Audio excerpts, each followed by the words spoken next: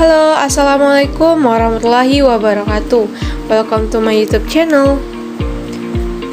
Di sini saya akan mengajak teman-teman semua untuk membahas penugasan hasil demonstrasi kontekstual pada mata kuliah Perjalanan Pendidikan Nasional.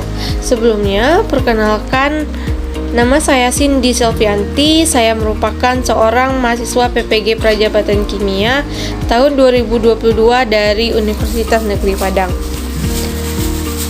Nah, sekarang kita akan membahas tentang pendidikan Indonesia. Pendidikan Indonesia tentunya sangat beragam sekali, dimulai dari mengetahui perjalanan pendidikan sebelum merdeka sampai dengan setelah kemerdekaan.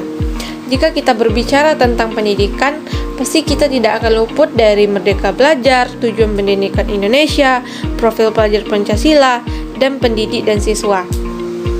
Merdeka Belajar adalah program kebijakan dari Kemendikbud RI yang dirancang oleh Menteri Pendidikan Indonesia, Bapak Nadiem Anwar Makarim.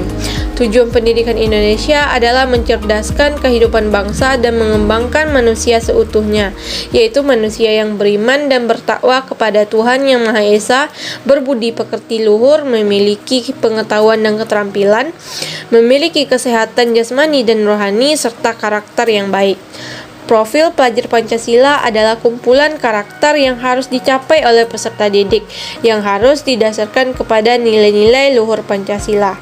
Kemudian dengan adanya pendidik dan siswa akan menjadi penunjang dari pendidikan itu sendiri. Dalam filosofi pendidikan Indonesia, ada banyak sekali tokoh-tokoh yang terkenal. Beberapa di antaranya, yang pertama, Raden Adjeng Kartini. Raden Adjeng Kartini merupakan seorang tokoh Jawa dan pahlawan nasional Indonesia yang dikenal sebagai pelopor kebangkitan perempuan Nusantara. Ia adalah seorang aktivis Indonesia yang mengadvokasikan hak-hak perempuan dan pendidikan perempuan pada saat itu. Yang kedua, itu adalah Ki Hajar Dewantara. Ki Hajar Dewantara memusatkan perjuangan melalui pendidikan dengan mendirikan perguruan taman siswa pada tanggal 3 Juli 1922. Perguruan ini merupakan wadah untuk menanamkan rasa kebangsaan kepada peserta didik. Nah, selanjutnya yaitu adalah Budi Utomo. Nah, tujuan dari pendirian Budi Utomo adalah mencapai kemajuan dan meningkatkan derajat bangsa. Oke, sekarang kita akan membahas tentang pendidikan sebelum kemerdekaan. Nah, pada sebelum kemerdekaan masih ada diskriminasi karena pendidikan berdasarkan jenis gender. Artinya, laki-laki dan perempuan mendapatkan perhatian yang berbeda dalam pendidikan. Nah, laki-laki lebih dominan untuk mendapatkan pendidikan dibandingkan dengan perempuan. Dan selanjutnya, mementingkan pengajaran yang berhubungan dengan intelektualitas. Yang selanjutnya, mengutamakan memberikan pendidikan kepada anak-anak dari kalangan bangsa Eropa dan kalangan bangsawan. Artinya di sini untuk rakyat biasa tidak atau sulit sekali untuk mendapatkan pendidikan. Nah, lanjut kita kepada sejarah selanjutnya, yaitu pada tahun 1854 beberapa bupati menginisiasi pendirian sekolah kabupaten Bumi Putra yang rakyat hanya diajari membaca, menulis, berhitung seperlunya dan hanya mendidik orang-orang pembantu. Dan pada tahun 1920 maka lahirlah cita-cita baru untuk perubahan radikal dalam pendidikan dan pengajaran.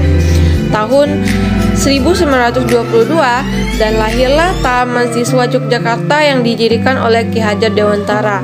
Nah, dengan adanya Taman Siswa ini menjadi awal tonggak kemajuan dari pendidikan Indonesia.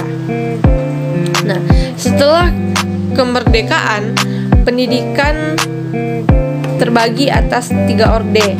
Masa Orde Lama untuk membangkitkan patriotisme dan nasional yang berlebihan sehingga menurunkan kualitas pendidikan itu sendiri. Dan pada masa Orde Baru menyelenggarakan pendidikan yang identik dengan ideologi atau slogan pembangunan.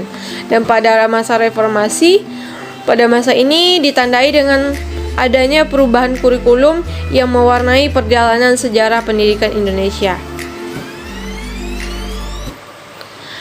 Walaupun Indonesia telah merdeka, tetapi masih ada praktik yang saat ini masih membelenggu peserta didik.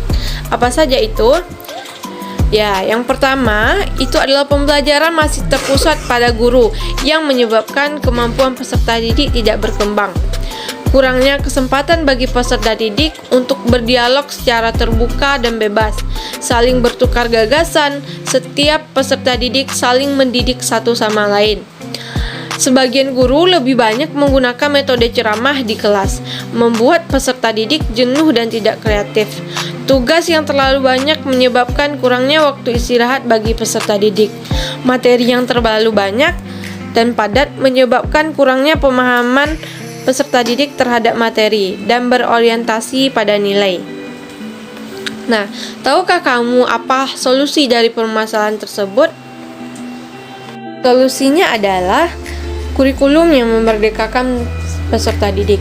Seperti yang kita ketahui pada saat ini, Menteri Pendidikan kita, Bapak Nadiem Makarim, itu sedang semaraknya untuk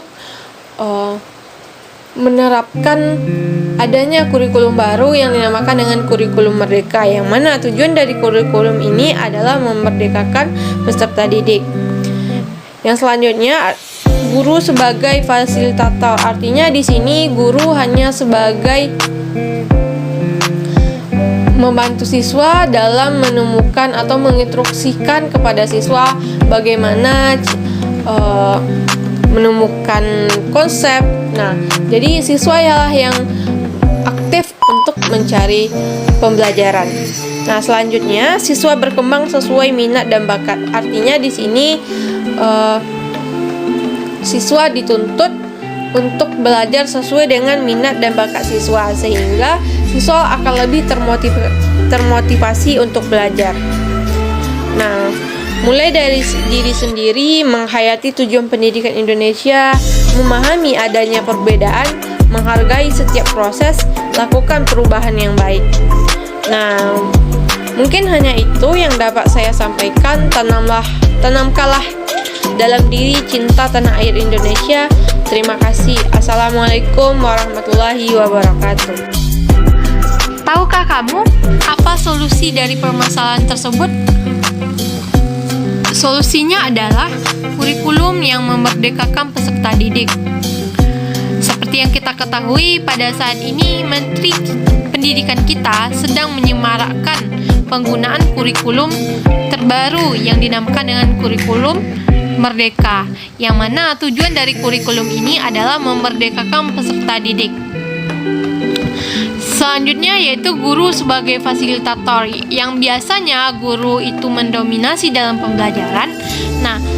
Pada kurikulum merdeka, peserta didik diarahkan untuk lebih aktif di dalam pembelajaran. Jadi guru hanya sebagai fasilitator.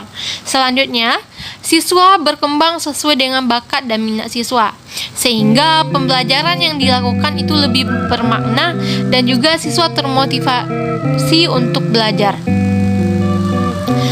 Cara yang selanjutnya yang dapat kita lakukan untuk mengatasi hal tersebut adalah kita mulai dari diri sendiri, menghayati tujuan pendidikan Indonesia, memahami adanya perbedaan, menghargai setiap proses, melakukan perubahan yang baik. Dan mungkin hanya itu yang dapat saya sampaikan. Tanamkanlah diri cinta tanah air Indonesia, dan terima kasih. Kalau ada salah dan kurang, saya mohon maaf. Saya sudahi dengan Assalamualaikum warahmatullahi wabarakatuh.